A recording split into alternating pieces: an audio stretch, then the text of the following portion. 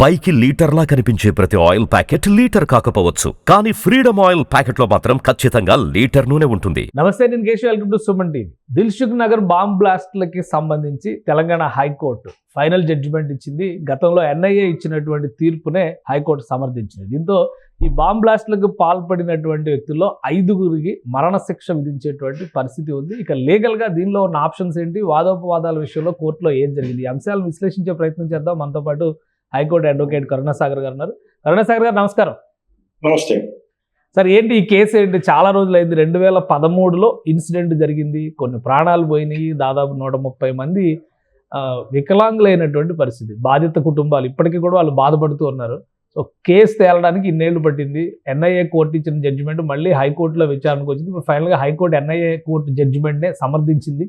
ఎలా ఆర్గ్యుమెంట్స్ జరిగినాయి, ఏంటి ఈ కేసు పూర్వాపరాలు? హైకోర్టులో జరిగిన వాదోపవాదాలన్నీ కూడా ఎన్ఐఏ స్పెషల్ కోర్టు ఏదైతే చెల్లపల్లి జైల్లో స్పెషల్ గా కాన్స్టిట్యూట్ చేసి అక్కడ ట్రయల్ చేసి జడ్జిమెంట్ ఇవ్వడం జరిగిందో, ఆ కేసు ప్రొసీజర్ ప్రకారం జరిగిందా, అక్కడ ఉన్నటువంటి ఏ సాక్ష్యాలను పరిగణలోకి తీసుకున్నారో అవన్నీ ప్రాపర్ గా ఉన్నాయి ఆ ప్రొసీజర్ ప్రకారము, మరియు శిక్ష వేసేటప్పుడు ఆ యొక్క సాక్ష్యాలన్నీ కూడా కరెక్ట్ గా దాన్ని పరిశీలించారా, శిక్ష సరైనదా కాదా అనేది ఈ 4 పాయింట్స్ మీద కన్సిడరేషన్ కోసం హైకోర్టుకు వచ్చింది. హైకోర్టులో అప్పీల్కి వచ్చినప్పుడు ఈ 4 పాయింట్స్, అరెస్ట్ చేసిన ప్రక్రియ కానీ, సీజర్ రికవరీ చేసిన ప్రక్రియ కానీ, దాని forensics, human, scientific, video evidence ఇవన్నీ కూడా ప్రాపర్ గా ఉన్నాయా లేవా, ఇవన్నీ పరిశీలించిన తర్వాత కోర్టు సరైన శిక్ష విధించిందా లేదు, ప్రాపర్ కన్విక్షన్ కాదా అని దాని మీద హైకోర్టుకు వచ్చింది.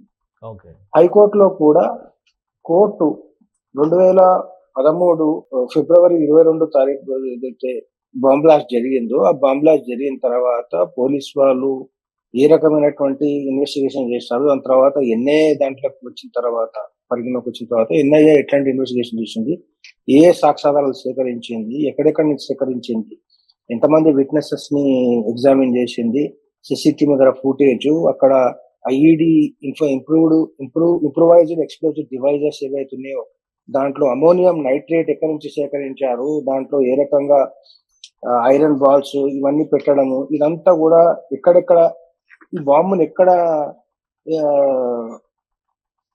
తయారు చేశారు, దాన్ని ఏ రకంగా ట్రాన్స్పోర్ట్ చేశారు, ఎక్కడ ఏ రకంగా ప్లానింగ్ చేశారు అనేది మొత్తం కూడా ఇన్వెస్టిగేషన్ లో ఎన్ఐఏ చార్జ్ షీట్ ఫైల్ చేసింది. దాంట్లో సీసీటీవీ ఫుటేజ్ లో 5 మంది అక్కడ ఉన్నట్టు, వాళ్ళు అక్కడ బాంబు ప్లాంట్ చేసినట్టు ఏదైతే ఇన్ఫర్మేషన్ ఉందో, దాని తర్వాత సీసీటీవీ ఫుటేజ్, వాళ్ళు ఉంటున్నటువంటి హోటల్, వాళ్ళు వచ్చిపోయినటువంటి విషయాలన్నీ కూడా పరిగణలోకి తీసుకొని వాళ్ళందరినీ కోర్టు చార్జ్ షీట్ ఫైల్ చేయడం జరిగింది. కోర్టు కూడా ఏదైతే ఎవిడెన్సెస్ పెట్టారో, సీసీటీవీ ఫుటేజ్ కానీ, అక్కడ ఉన్నటువంటి సాక్ష్యాధారాల ఎవిడెన్స్ కానీ, అక్కడ ఉన్నటువంటి బాంబ్ బ్లాస్ట్ అయిన తర్వాత బాంబు బ్లాస్ట్ కోసం ఉపయోగించినటువంటి కెమికల్స్ కానీ, వాటన్నిటిని సేకరించిన ఎక్కడి నుంచి కొన్నారో అవన్నీ కూడా కలెక్ట్ చేసి చెప్పిన తర్వాత ఎన్ఐఏ కోర్టు ఏదైతే ట్రయల్ చేసి, అంటే ఆ రోజులో ఇప్పుడు అంటే టెక్నాలజీ చాలా పెరిగింది. 12 ఏళ్ల క్రితం అప్పటికే సీసీ ఫుటేజ్ అన్ని ఆధారాలని ఎన్ఐఏ ఇన్వెస్టిగేషన్ ఆఫీసర్స్ కానీ వీళ్ళంతా కూడా సబ్మిట్ చేయడం వల్ల ఈ కేసు ఇంత బలంగా నిలబడిందా? ఎందుకంటే అక్కడ 107 bus stand, 107 route bus stand దగ్గర సీసీ కెమెరా ఉంది. బ్లాస్ట్ జరిగిన ప్లేస్ కూడా అదే బస్ స్టాండ్ దగ్గర జరిగింది. అలాగే ఇక్కడైతే ఆనంద్ టిఫిన్ సెంటర్ దగ్గర బ్లాస్ట్ జరిగిందో ఆ పక్కనే కూడా ట్రాఫిక్ సిగ్నల్ దగ్గర అప్పుడు సీసీ కెమెరా ఫుటేజ్, కెమెరా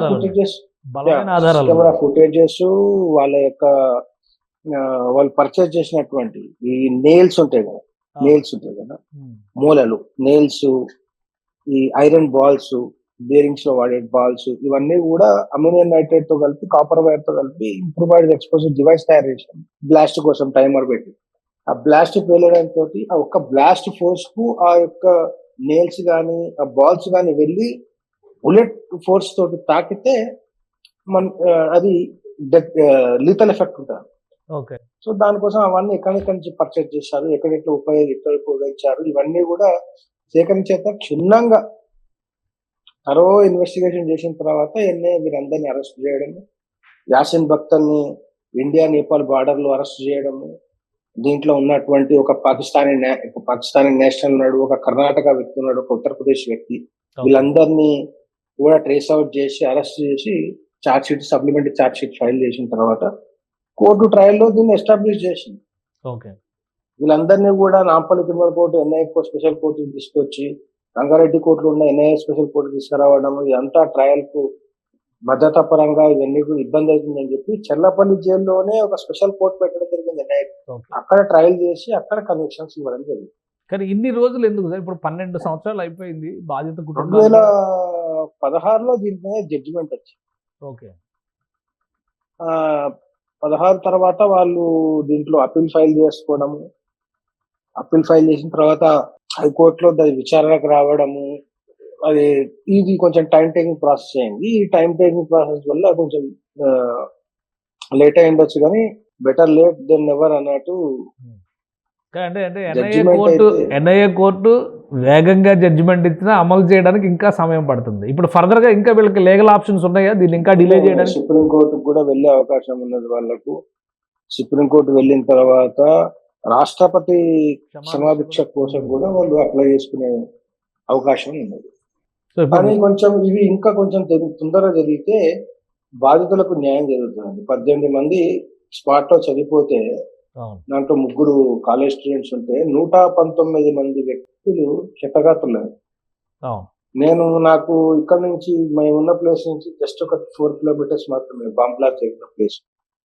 ఇక్కడ నాకు తెలిసిన వాళ్ళు కూడా చాలా మంది బాంబ్ బ్లాస్ట్ క్షతగాత్రులు ఉన్నారు. వాళ్ళు ఇప్పటికీ కూడా అంటే మెదడులోకి నెయిల్స్ వెళ్ళిపోయి, ఐరన్ బాల్స్ వెళ్ళిపోయి, కొన్ని సెన్సిటివ్ ప్లేసెస్ లో అవి డ్యామేజ్ చేయడంతో కొంతమంది కాళ్ళు చేతులు పనిచేయక, మెదడు పనిచేయక వాళ్ళు జీవక్షవాల్లా బతుకుతూ ఉంటే ఈ 12 సంవత్సరాలు ఏదైతే ఉందో వాళ్ళందరికీ మెడికల్ ఎక్స్పెన్సెస్, వారు కోల్పోయినటువంటి లైఫ్, ఒక ఇంట్లో ఒక సంపాదించే వ్యక్తి కోల్పోవడం మొత్తం ఫ్యామిలీ పైన ఎఫెక్ట్ ఉంటుంది. వాళ్ళందరూ కూడా ఇప్పుడు కూడా దాన్ని సఫర్ అవుతుంది. బాంబ్ బ్లాస్ట్ జరిగిన 12 సంవత్సరాల తర్వాత కూడా దాని సఫరింగ్స్ ఇంకా ఉన్నాయి కాబట్టి త్వరితగతిన దాని విచారణ ఏదైతే ఉందో అప్పీల్ కూడా డిస్పోజ్ చేస్తే బాగుంటుంది అనేది నా అభిప్రాయం.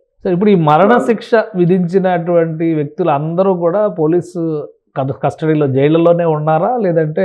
జైలులోనే ఉన్నారు. వీళ్ళందరూ కన్విక్టెడ్ అక్యూజ్డ్ గా జైల్లోనే ఉంటారు.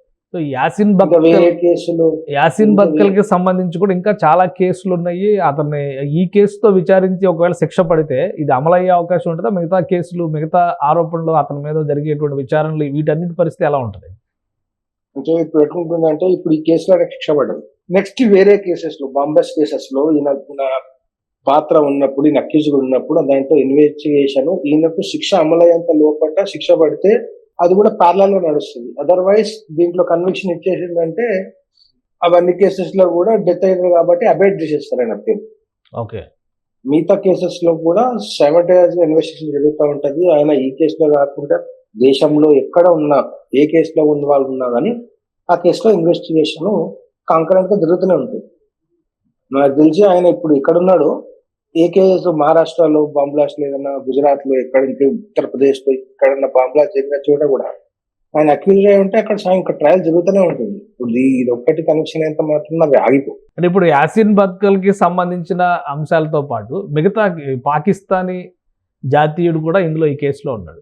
సో అక్కడి నుంచి మళ్ళీ 2 దేశాలకు సంబంధించి కానీ, లేదా ఇంటర్నేషనల్ కోర్టులో వేసేటువంటి అంశాలు కానీ, టెర్రరిస్ట్ యాక్టివిటీస్ సంబంధించి అటువంటి ఆప్షన్స్ ఏమైనా ఉంటాయా, లేదా మన న్యాయస్థానాలు విధించినటువంటి శిక్ష ఇక్కడ అమలు చేయడానికి మళ్ళీ ఏమైనా ఆటంకాలు వచ్చే అవకాశం ఉంటుంది? ఇంకేం ఆటంకాలు లేదండి. ఇప్పుడు మనం ముంబై అటాక్ కేసులో ఒక పాకిస్తానీ నేషనల్ ని అరెస్ట్ చేశారు.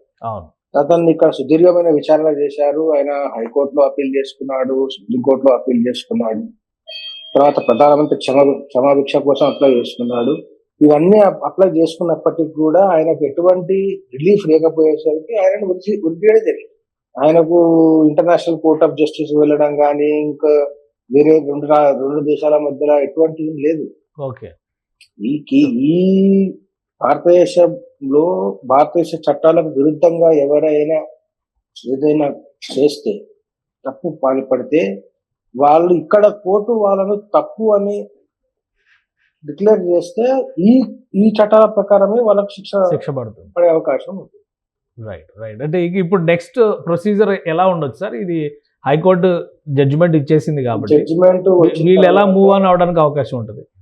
జడ్జిమెంట్ వచ్చిన తర్వాత ఒకవేళ వాళ్ళకు ఈ జడ్జిమెంట్ పైన వాళ్ళకు ఇంకా రిలీఫ్ కావాలి అనుకుంటే, వీళ్ళు అగ్రివై ఉంటే మరి సుప్రీంకోర్టుకి వెళ్ళి సుప్రీంకోర్టులో కూడా అప్పీల్ ఫైల్ చేసుకునే అవకాశం ఉంది. Okay right. Thank you sir విశ్లేషణ అందించినందుకు. ఇది జంట పేలుళ్ల కేసు, దిల్సుఖ్ నగర్ జంట పేలుళ్ల కేసుగా పాపులర్ అయినటువంటి ఈ ఇన్సిడెంట్ జరిగి 12 సంవత్సరాలు అవుతుంది. ఎన్ఐఏ కోర్టు 2016లోనే జడ్జిమెంట్ ఇచ్చింది. ఫైనల్గా తెలంగాణ హైకోర్టు అదే జడ్జిమెంట్ని కన్ఫర్మ్ చేసింది. లీగల్గా కొన్ని ఆప్షన్స్ ఉండొచ్చు కానీ నేరం చేసిన వాడు ఎట్టి పరిస్థితిలో తప్పించుకోలేరని కరుణాసాగర్ గారు చెప్తున్నారు. సో వీలైనంత తొందరగా బాధిత కుటుంబాలకి ఉపశమనం రావాలంటే ఈ ఘటనకు బాధ్యులైనటువంటి 5గురిని ఖచ్చితంగా న్యాయస్థానాలు విధించినటువంటి శిక్ష అమలు చేసే విధంగా అడుగుజాడలు ముందుకు సాగాల్సినటువంటి అవసరం కనిపిస్తుంది. అలానే దేశవ్యాప్తంగా జరిగినటువంటి అనేక ఘటనలకు సంబంధించి ఉగ్రవాద ఘటనలకి సంబంధించినటువంటి అంశాల్లో హైదరాబాద్లో జరిగినటువంటి ఈ ఘటనలు సంచలనం లేపినటువంటి అంశాలు. ఎందుకంటే దిల్సుఖ్ నగర్లోనే 3 సందర్భాల్లో వరుస బ్లాస్టులు జరిగినాయి. ఇక మీదట ఇలాంటి విద్వేషాలు విధ్వంసాలతో సాధించేది ఏమీ లేదని ఈ కేసు జడ్జిమెంట్ చూసిన తర్వాత ఎవరైనా అర్థం చేసుకోవాల్సినటువంటి సందర్భంగా కనిపిస్తుంది. ఇది special discussion. Keep watching. Suman టీవీలో మీ పర్సనల్ అండ్ బిజినెస్ ప్రమోషన్స్ కోసం కింది నెంబర్కి కాంటాక్ట్ చేయండి.